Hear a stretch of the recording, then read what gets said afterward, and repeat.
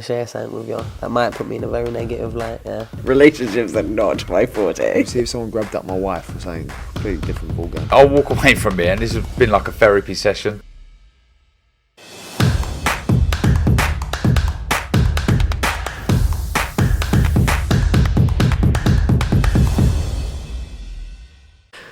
Andrew McCART, IFL TV, proudly sponsored by Everlast. I'm here with my competitor, Dave Coldwell. How are you, mate?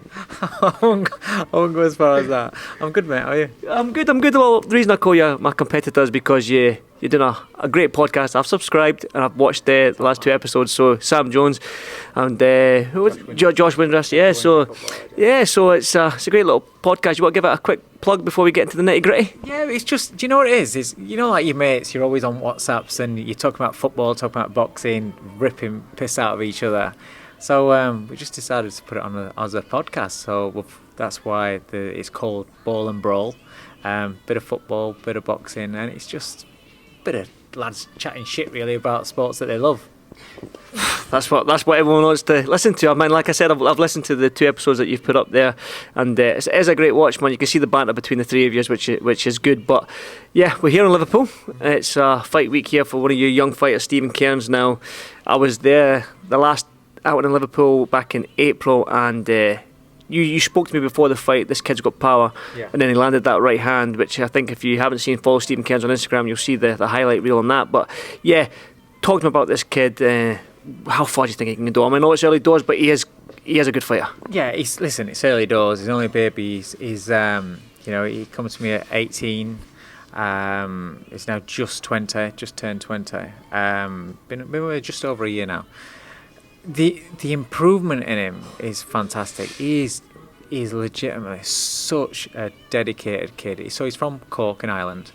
Leaves his family, comes over, and he stays up with us in the gym, up in Rotherham, should I say? And just he's just so dedicated, soaking up the experience of training alongside people like Gill, Lerone Richards, Hopi Price. You know, being in that setup. You know, Hopi's another young fighter. He's got 2 years on him. Hopi was the youngest one in the gym, then Stephen's come along. So just being around those and sparring with people like that all the time is learning, developing really well.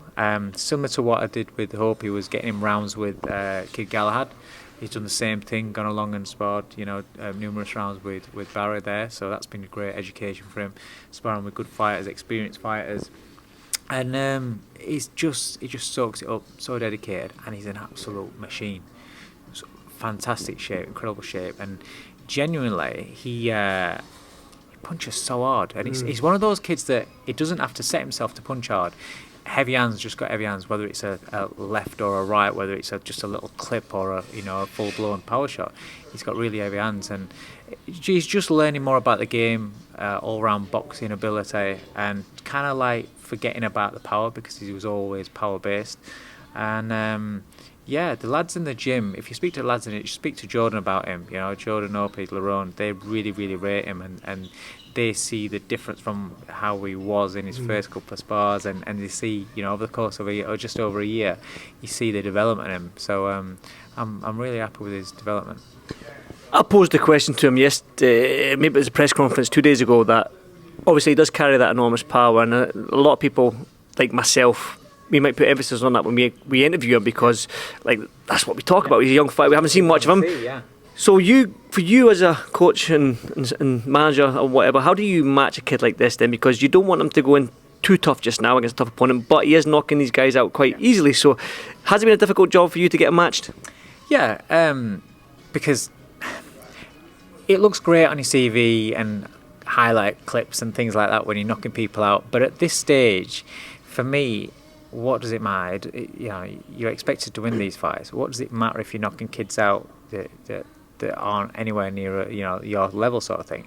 But at the same time, you don't want to go when you're such a young kid like he is. You don't want to put him in where the old man, where just inexperience costs him. But this is where the development in the gym takes place, and trying to get him to forget about the power and trying to develop his boxing side of things, so he can go in there and box. So this is another reason why I've gone. He's had 3 fights, 4-rounders, and I've moved him to 6-rounders now, because that gives him time not to feel as though it's a sprint, and not to feel as though if when kids have got these 4-rounders and if they're trying new things, and if it doesn't come off and they feel like, oh, I've lost that rounder, it's a 4-rounder, then they kind of like press panic button, or they try revert back to type, and you're not kind of getting them to do what you want them to do, what they've been doing in the gym. 6-rounders are a little bit different because they've got a bit more time. You can take your time a little bit more, work on things that you've been doing in the gym, and then ideal situation for me is that he gets a stoppage in rounds 5 or 6. Perfect, he's around 6. But if we can get 5 or 6, then that'll be ideal. Because give him the green light. Yeah, because then he's getting the rounds under his belt. We always talk about we want these kids to have rounds under the belt before they step up to title class, because it's no good him just blasting everybody out, and then you step up against people on your level, and then it's a whole different ball game. So everybody's going to talk about his power, and he knows the power's there, but it's getting that mentality of forgetting about it, working on your boxing skills, and becoming a more rounded boxer. Definitely one person to look out for, Stephen Kearns. If you don't know who he is, then tune into probellum.com tonight and have a check of him. But you did mention other boys in the gym then. We'll talk about Jordan Gill and Kiko Martinez, 2 weeks' time. Great little fight for Jordan. And that last fight he had was an absolute cracking fight. I'm going to give you props about your coaching that, keep him in the corner when he had that sort of bad leg and all that. That was good coaching there. Little props to Dave Coldwell there, but talk to me about Jordan Gill and Kiko Martinez. Do you know what it is? It's because Jordan makes it easy, because he's so dedicated. He listens. He does what you ask of him, and he's become a fighter that understands what his capabilities are, and he trusts what we do, and because it works. And when you can prepare for all the great things that are going to pull off in a fight, but there are going to be moments in fights where things go against you, especially when you're in championship level fights, in quality fights. And that was one of those. But he didn't press the panic button. He stayed calm. He thought back to what we work on. He listened, and as a team, we gel really, really well. And so there's that trust there, and there's that bond there. And so he didn't panic and then just start swinging from the Evans, and it didn't go wrong. He just trusted the process, trusted what he knew that he was capable of. All he has to do, and all fighters have to do, is understand and believe in their capabilities, and whether that's attack or defence. And when it comes to moments in defence where you need to have a good defence, and no matter what people are seeing from the outside at the back of the hole where it looks like they get shots are landing, when you know that you're catching and you're riding, if you practice that, if you know that you're capable of doing that, then you don't have to rush yourself to try and find the big shots and trying to get yourself out there, leave yourself open. Especially if your knee's gone and your equilibrium's gone. This fight in 2 weeks, I can't believe it's 2 weeks already. It's come around so quick. It's a massive fight for him, because it's a massive name in Kiko Martinez. The previous fight to the last, he's just knocked out Kid Galahad. The guy's got serious power, He's one of those like Freddy Krueger. He just keeps coming back. You think he's done, he comes back. Think he's done, he comes back. A wealth of experience. The challenge has been because Jordan's not used to fighting guys that are coming that are shorter and at that sort of stature. Majority of people that he sparred throughout his career and everything have all been his size and above. So we've had to cater for that. But Jordan's now experienced, and the whole thing about him, again, like I revert back to Stephen, it's the experiences and learning about themselves and ticking boxes as you go on in their career. With Jordan, he's had some very good fights over the last few years, couple of years. And shout out to Sam Jones. He's had some very good fights that have added to that experience. And again, as you start maturing, you start understanding what you are and giving yourself credit for what you've done, what you've come back from, the ups and downs that you have in your career. And before the Guerfi fight, I'd said that I wanted a couple of fights, get the European title, have a couple of fights before he fights for a world title or at that level. But that's because I want him to find more about himself. Now he's in that. But in that Guerfi fight, the doubts and the questions that he had about himself and the experiences that he'd not really, come back from and gone through, they all happened. That was as bad as it could get. A couple of knockdowns, you're on the ropes, you're under pressure. How do you handle it? Can you come back from it? Did you stay calm? Did you make the right decisions and choices? And he did. And so he's learned a lot about himself in that fight, because the last time he was put under that kind of pressure and where things were going wrong, it was against Tinoco, and he didn't get the win. Now, there were circumstances behind that, but regardless of that, we've always said you made the wrong choices in that fight, and that's what cost you the fight. And he's learnt from that fight, and now he's had a fight where similar things are going wrong. He's come through it. That checks a lot of boxes mentally for fighters. You can have all the talent in the world, you can have all the ability, and everybody can, from the outside, and your coach and everything can say, I believe you, and I think you've got this ability, you've got this talent. But if you don't actually trust yourself with it, with your capabilities, then that puts a brake on you when you're stepping up. That's going to make find you out. Like I said, the Guerfi fight for me ticked all the boxes. So he's ready now to be unleashed, so to speak, and to get into the big fights. And Kiko Martinez is that fight. It's a eliminator for the IBF as well. European title defence. Just the whole demeanour of Jordan since that last fight has changed. The European title is a big title. It's a massive title. It's a prestigious title, and I think it's sunk into him coming through that fight, experiencing that, and being a champion himself.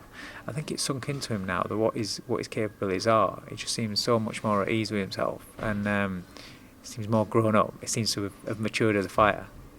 It's going to be an interesting fight, and I'll be tuning in. London's a bit far for me to travel, so I won't be at the fight, unfortunately. But it's a great fight for Jordan Gill against Kiko Martinez, like you said there. But yeah, Lerone Richards, IBO world champion in his last outing. What's happening?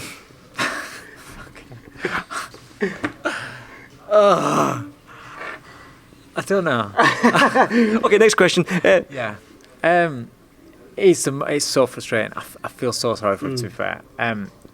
All I do know is that he's in the gym every single day, and he's been the utmost professional. He's handled it, his attitude and everything, while we're just waiting.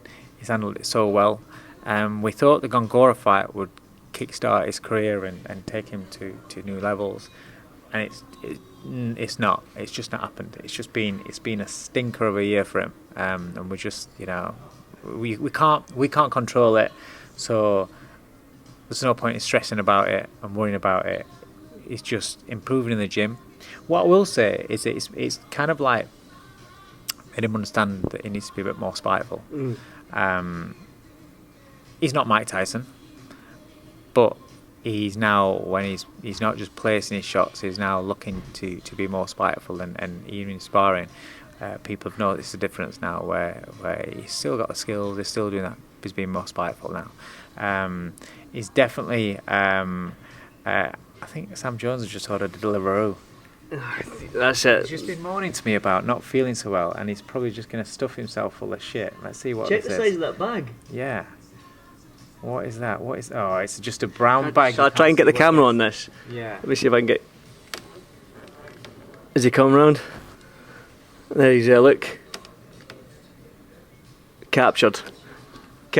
Sam, you've just been telling me about how ill you're feeling, and I'm trying to give you a bit of advice about what you should do with your body to help yourself, your immune system. Deliveroo's not the answer, mate.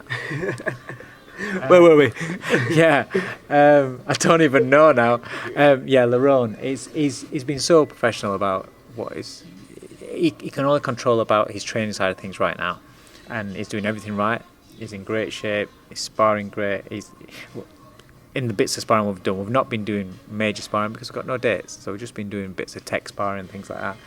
But when we thought we were going to be fighting a couple of months ago now, the sparring was going great, and he was looking very sharp and a bit more spiteful.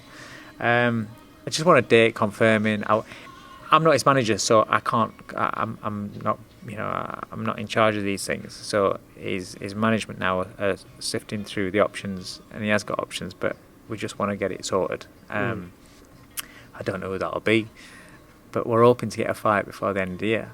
But then again, we were hoping to get a fight before the summer, and then we were hoping to get a fight in the autumn, and so we just don't know. So it's frustrating, and I feel for him. But like I said, he's very mentally strong, thank God, to be honest, and he's been so dedicated, and so I've got a lot of respect from there.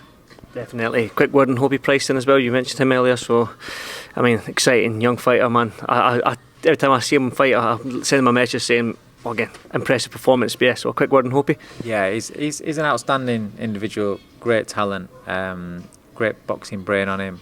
He's only getting better and better. He studies the game.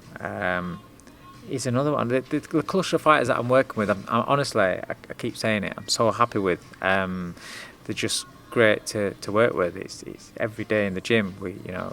We have a laugh, but the job gets done.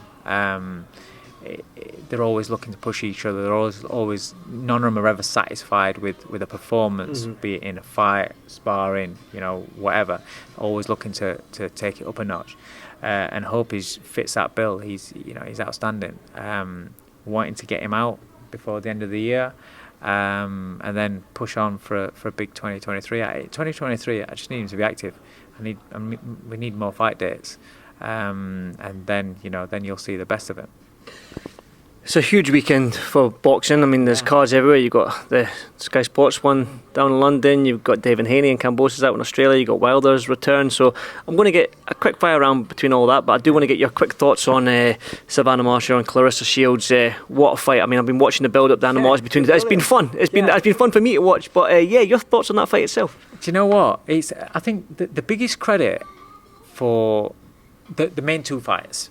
All right, let's talk about the main two fights. The biggest credit for those four girls and for this show is that when normal people are coming to me in the street and asking me, who have you got?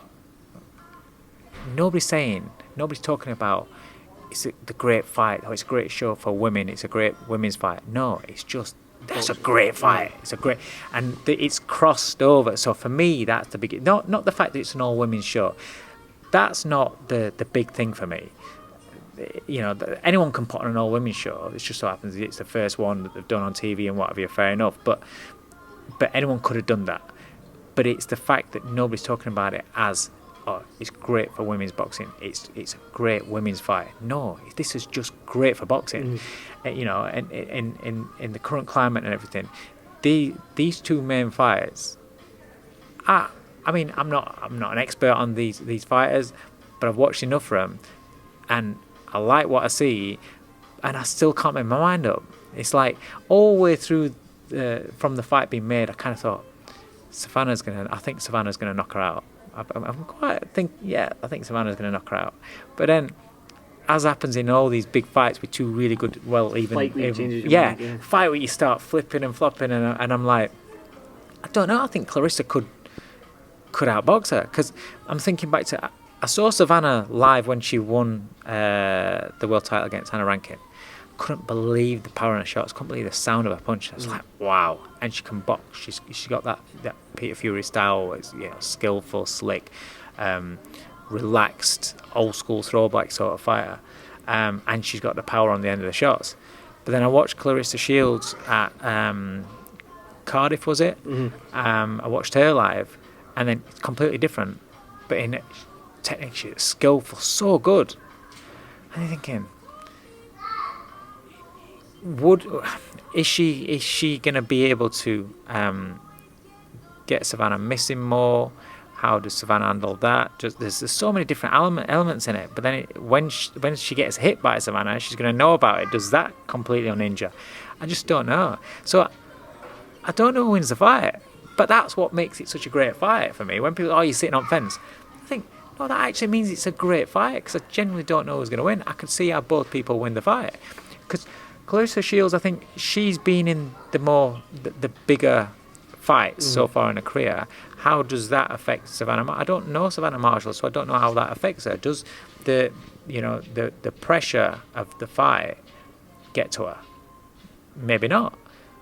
Does the pressure of Clarissa Shields having to come to the UK in the backyard, does that affect her? Because she's always been, well, as far as I know, she's always been in her own environments. So being the away fighter, when she comes out, the crowd booing and things like that, does that affect her? Does it get her too animated and too intent on doing a job? I don't know. It's a great fight. I'm really excited for it, actually. Can I pose this question to you then? I think they've shared 3 to 4 common opponents. I think it's 4 opponents they've shared. I don't buy into that. Savannah's knocked them all out. Yeah. Clarissa hasn't. Can we read too much in that? Can we read that? Can we use that as a yardstick? I don't believe so, because Savannah's a monster puncher. There's not many fighters in the game and in her division that can punch like her. So yeah, she's gonna. I think it's hard enough to knock anybody out. So no, but Clarissa boxes in a different way. So, but she still wins the fight. I'm not saying Clarissa's going to go out there and stop Savannah, but Clarissa can box, and she's got a pedigree and the level that she's boxed at. I think the longevity that she's had at that sort of level in the game, in the pros, compared to Savannah's just got there, just got the spotlight on her. She's been under the radar for so long, but in the last couple of years now she's getting the spotlight. So you don't know how people are going to react until fight night. The magnitude of this fight is different to what either of them have ever faced before. So a lot of it could be who handles that better. But I think Savannah's got the advantage in the fact that I think she's technically very, very good. So she could be very, very hard for Clarissa to get past, to get her boxing off. And so Savannah could win on points. But Savannah could also knock her out because she has this monster power. So I would say that she's got the advantage because there's 2 ways there that I see her winning. Clarissa, I don't feel as though she could knock Savannah Marshall out. I think she could outbox her potentially. And maybe through that outboxing, does Savannah tire out and then down the stretch? But then you're talking 2-minute rounds. Is she liable to tire out down the stretch when she's trained properly? I think probably not. So I don't think Clarissa stops her. So I think Savannah's got the advantage. This week, I think Savannah's got the advantage. Well, I was going to say my quick fire round. I'm going for Savannah Marshall today. Right. I was going to say it's fight day. It's fight day, right? Fight day. So you listen. Gun to your head. Quick fire round. Just a quick prediction. Whether it be knockout, stoppage. Right. I'm going to give you the big fights this weekend. Right. Okay. You're sat on the fence for this one, but you got your gun. I've got a gun to your head. Okay. Savannah Marshall, Clarissa Shields. Gun to my head, I'm going to say Savannah Marshall, and I hope so. I really hope so. Knockout. I think she knocks her out. Do you know what? On the podcast, I actually thought when they put a gun to my head on that one, and I was like, because I really don't know. So I said I kind of lent that day. I was feeling Shields, but today I'm going back to what my original prediction was when the fight was made, and it's fight day. Savannah Marshall stops her. Maya Baumgardner. I haven't got a clue. I can't wait for that one. That's a good fight. Do you know what? You would say Maya's going to probably try and outwork her. Baumgardner can punch, and she's slick. And I kind of leant towards her all the way through the build-up. But I'm kind of now thinking maybe Maya's experience and work rate wins. But then I saw her kick her out. I'm thinking, oh, she has got under her skin. Maybe her emotions are involved too much. I don't know. But if you're going to put a gun to my head, and if I've just got to pick one, flick a coin, I'll say Michaela Maya. These 2 might be easier for you. Devin Haney, Kambosos. I've said Haney all along, easy. And did you see him at the weigh-in? Yeah, it looked dry. It looked bad. It looked bad, yeah. It looked bad. Now, what that says to me is, has he, because of the way that he won the first fight, and it was easy, has he took his foot off the pedal, kind of thought this is going to be easy? He's got to do the rematch. There's no point. Nobody wants to watch it. Nobody's interested. It's gone under the radar. Nobody's talking about it. Has he mentally switched off, took it easy? Obviously, struggled to make the weight, but mentally, if he took the fight easy, Kambosos, for me, Lopez took him easy. And look at what happened in that fight. So after the weigh-in, it's made me think, oh, this could be a lot tougher than what originally I thought. I'm still going to go with Devin Haney, but I wouldn't be surprised now if Kambosos pulls it off. The big man, Deontay Wilder's return against Robert Helenius. Yeah. This might be an easy one for you. It's the easy one. Do you know what? I like what I've seen, the little clips of what Malik Scott's been doing with with Deontay Wilder. Wilder before, it was all about his right hand, and you just got to watch for that right hand. He didn't really do much outside the right hand. Looks like Malik's got him a lot more to his game. So I'm looking forward to this version of Deontay Wilder. I think this fight, it sparks Helenius. I don't think he'll have much trouble with it, but I want to see the all-round game. See what does he bring to the table now, because then going forward into the fights in the future, this is better. The heavyweight division's cracking at the moment, but we need Deontay Wilder for that X factor as well. Yeah, I totally agree. Now, Dave, that's been 25 minutes of just boxing talk, which I absolutely love. But I think it's we should go and ransack Sam Jones's delivery. We should try and get some of that food, man. If you're up for it, I should be around here somewhere. So let's go and do that. Dave, thank you so much, mate. Cheers, mate. Cheers, Dave. Thank you.